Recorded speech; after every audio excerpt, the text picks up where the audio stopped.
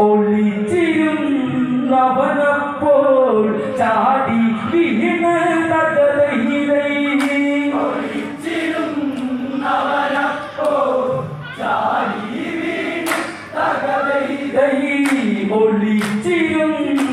ഒളിച്ചിരുന്നവനപ്പോൾ ചാടി വീണ് തകതയിലൈ